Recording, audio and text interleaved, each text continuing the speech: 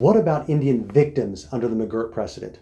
I'm Tulsa attorney James Wirth, and that's the issue that we're dealing with here. A little bit of background: United States Supreme Court decided McGirt case on July 9th of 2020 that said that the state of Oklahoma has been prosecuting Indians for 100 years without the authority to do so.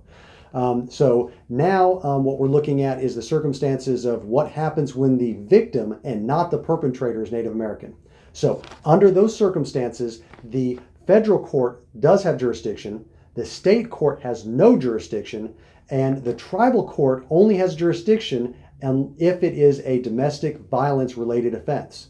So the concern here is that those crimes may actually fall through the cracks. Those defendants may not be charged or re-prosecuted.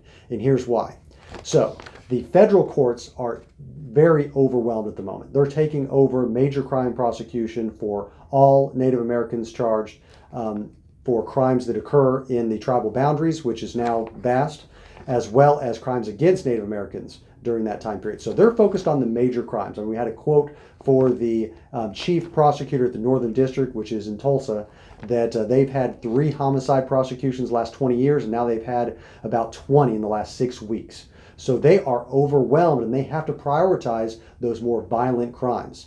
So for the lower crimes that they don't typically deal with at all, where the state doesn't have jurisdiction because it was committed against a tribal member, and the tribe doesn't have jurisdiction because it was committed by a non-native member, it can only be prosecuted in federal court, and federal court is too busy to prosecute it.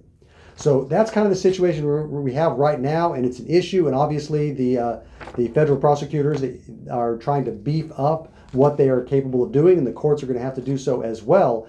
But until they get everything handled smoothly, which is, I think, probably going to be a very long time, they've got to prioritize those more serious major crimes where the public is at risk. And because of that, a lot of the lower level offenses may fall through the cracks. And that's the concern that we have at this time.